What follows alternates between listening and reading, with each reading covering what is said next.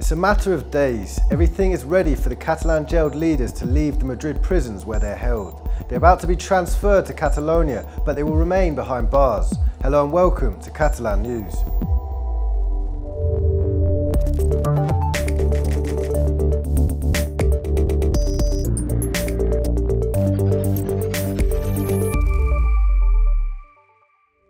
Today marks 8 months since some former Catalan government members were held in custody waiting for their trials. Some were released and later sent back to pre-trial jail. Others have spent all this time incarcerated. But all of them have been in Madrid centres around 700 kilometres away from their relatives. This week they will be moved closer to their homes, as we'll explain in a minute. Also on our show today, an interview with a former Finnish MP on the political situation and some mixed figures on tourism. The Spanish government has started the process to move 6 out of the 9 leaders in jail to Catalonia, as it confirmed this afternoon. This will culminate on Wednesday or Thursday, say Madrid sources. The officials to be transferred to Catalan prisons include the former Vice President Oriol Junqueras and the former Parliament Speaker Carme Forcadell, as well as other ministers of the Puigdemont cabinet. Some sources claim that they will be grouped in a Madrid prison first and then moved together to Catalonia. The 3 remaining prisoners are expected to follow the same path in several days, but the paperwork started later in their cases. This when there's only a week to go for the Catalan president to meet his Spanish counterpart. Ahead of this first official contact between Quim Torra and Pedro Sánchez, mainstream pro-independence parties are supporting this attempt for dialogue, but don't rule out a backup plan of going ahead with independence plans on their own, something finding opposition in unionist ranks. How best bring about the Catalan Republic? This is still the million-dollar question in the independence movement, and there's no unanimity. The Esquerra party amended its manifesto this weekend to prioritise an agreed referendum with Spain, yet the party roadmap does not rule out a unilateral approach, which could mean supporting another independence bid without Madrid's agreement should talks fail. The Catalan government today expressed a similar view. Prioritzem el diàleg, però no podem d'entrada descartar res. I per tant, en aquest sentit, no res a afegir sobre les posicions d'un congrés polític. This comes only a week before the Spanish and Catalan presidents are due to meet on July the 9th. Today, Spain's new delegate in Catalonia flatly rejected a unilateral path towards independence. Tothom ha de poder defensar la seva. Jo la meva, i l'alt que tingui diferent a mi ha de defensar la seva, sempre respectant la llei, perquè les lleis se poden canviar. Quan tens una majoria per canviar-la, la canvies. El que no es pot és vulnerar. Meanwhile, Cunillera's Socialist Party warned Esquerra that the current legal framework does not allow for any unilateral move. They also claimed that the last attempt brought chaos and setbacks in Catalonia, in a reference to the referendum and declaration of independence carried out by the Catalan authorities last October without Spain's consent. Also today we learned that Carles Puigdemont has claimed the prerogatives that the law provides him as former Catalan president. It has taken him 8 months to do so, because after being ousted by the then Spanish government, he continued to claim he was the legitimate Catalan president, a position widely supported by the independence movement. Puigdemont has taken this step now that Quim Torra has been sworn in as president. The prerogatives entitle Puigdemont to an office, 3 employees, an official car, security and a salary which he says he will not take. The leader of the opposition in Catalonia, Inés Arrimadas, expressed her outrage as she considers Puigdemont to have led a coup against democracy while in power. Another controversy between pro-independence and unionist blocs can be found in Brussels. The foreign minister appointed one of the deposed ministers seeking refuge in the EU capital as Catalan delegate in Brussels, and today he travelled to the city in order to support her and also to respond to critics. Some parties are sceptical about her taking the post given her legal situation. Some even called on the EU institutions to boycott her, something the Catalan minister has responded to. Señora Serrat es una representante acreditada, perfectamente legitimada, con todos sus derechos, y sería absurdo pensar que la Unión Europea no está, digamos, evidentemente en la posición de, no de saber eso, de reconocerlo, es que es obvio, ¿no? Still on the international impact of the Catalan issue, in the past few months a Finnish MP has been especially active in standing up for Catalonia's self-determination. His name is Mico Carna, and today he met the Catalan president Quim Torra in Barcelona. Carna is no longer MP, now he's a substitute for representative in the Finnish chamber, but he's still looking closely at the political situation in Catalonia after having put forward several initiatives in his country's parliament in the past few months. Now we can speak to Mico Carna, who will spend several days in the country. Hello and welcome, Mr. Carna. Hello.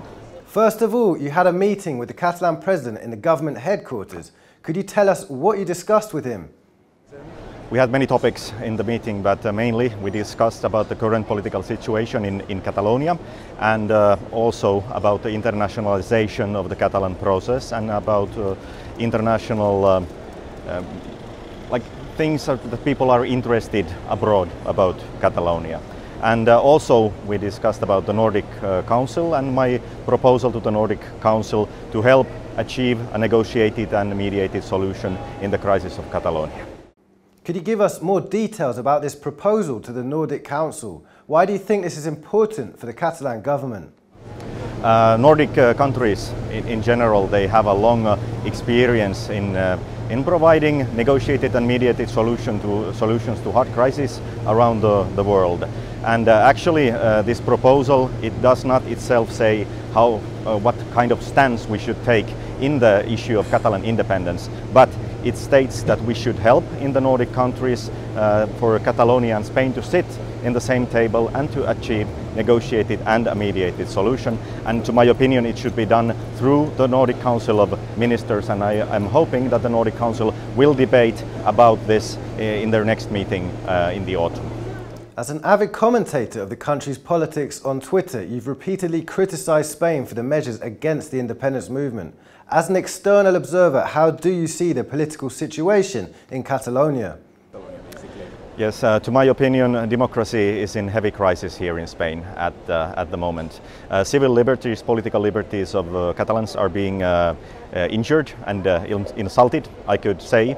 And to my opinion, this is a crisis for the whole European Union. It will greatly define to which extent we are going to develop our mutual union. Are we going to be a federalism, or do we still respect subsidiarity, and do we want to develop the union as a union of independent nations and as areas? And I prefer the latter. And how do Finnish people feel about the political situation in Catalonia? Are they interested in what's going on? And what are the mainstream views on the issue? As Finns, it is very easy for us to relate to the situation in Catalonia. We have been an independent nation for 100 years, and before our independence we were heavily oppressed and repressed by the Russia when we were an autonomy under the Russian rule. In Finland, things that happen in Catalonia have been reported quite extensively, and especially after President Puigdemont visited the parliament and visited the University of Helsinki, many Finns have become aware that the situation in Catalonia is very important, and why it is important for us Finns also. And when I traveled here, also one of the biggest newspapers, they wrote a story that Carna is coming to Catalonia, and people are really following what is happening here now. Thank you very much, Mr. Carna. Thank you so much. Summer is underway, and Barcelona airport is preparing for possible strikes on the horizon that could cause major disruptions for travellers. As people ready themselves for the holidays though, today it was also revealed that the number of tourists coming to Catalonia in the first 5 months this year actually fell compared to 2017. But that didn't stop them from reaching for their wallets. Tourists in Catalonia dropped in figures in May, but spent more money than those visiting in the same month last year, according to the latest figures. While 2.4% less people came to the country, spending actually rose by 5.2% compared to the same period last year. Foreign visitors spent an average of 1,021 euros daily during their stays in the country. This trend was the same for the first 5 months of 2018. Despite less visitors coming to Catalonia, spending increased by 6.7% to 6.5 billion euros. And now the busy season is here, and there are possible airport strikes on the horizon, which could cause major disruptions for holidaymakers coming from abroad. Barcelona airport has already begun preparations for any pilots and air traffic controller strikes that could take place this summer. I la conseqüència són els retards que tenen tots els avions que han de passar per aquell espai aeri. Nosaltres des de l'aeroport el que fem és preparar-nos per a aquestes contingències, intentant que l'espera sigui el més bona possible. Air controllers have threatened to go on strike should their demands on working conditions not be met. They are waiting for an imminent response, and one of their requests is that they receive the same amount of days off as in the rest of Europe.